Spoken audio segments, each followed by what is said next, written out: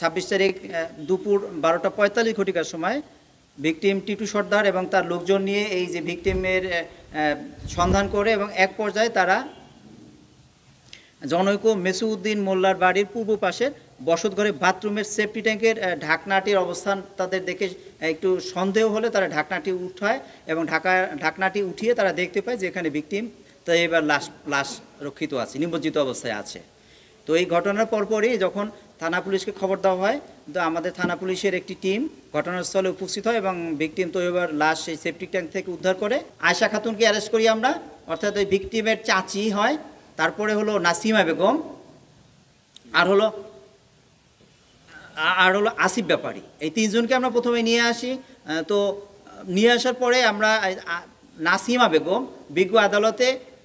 একটি কার্যবিধি 164 ধারায়, ফৌজদারি কার্যবিধি 164 ধারায় একটি জবানবন্দি প্রদান করে এবং সেখানে সে হত্যাকাণ্ড ঘটনা সম্পর্কে বেশ কিছু তথ্য আমাদেরকে দিয়েছে। এবং এক পর্যায়ে আমরা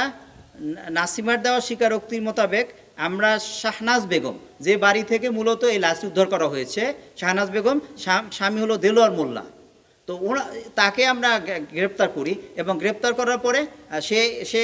ঘটনার সংকটে প্রাথমিকভাবে একটা আমাদেরকে ধারণা দেয় এবং সে স্বীকার করে যে কি হয়েছে। এবং তার স্বীকারোক্তি মোতাবেক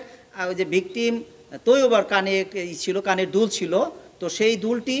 সে স্বীকার করে যে সে বালার বাজারে অবস্থিত একটি স্বর্ণের দোকানে সেটি বিক্রি করে দিয়েছে 18,300 টাকায়। মূলত এই যে আয়েশা খাতুনের সাথে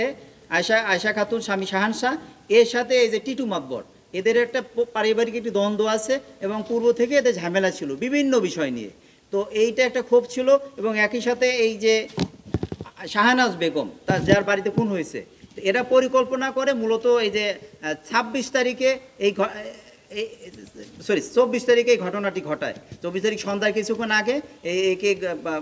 ভিকটিম তৈবাকে তারা হত্যা করে এবং হত্যা করে এক পর্যায়ে লাশ সেফটি ট্যাঙ্কের ভিতরে ফেলে দেয়। আমরা এই মামলাটি অত্যন্ত গুরুত্ব দিয়ে এবং একটি চাঞ্চল্যকর এবং ক্লুলেস হত্যাকাণ্ড এবং একই সাথে এখানে ভিকটিম হল নাবালিকা,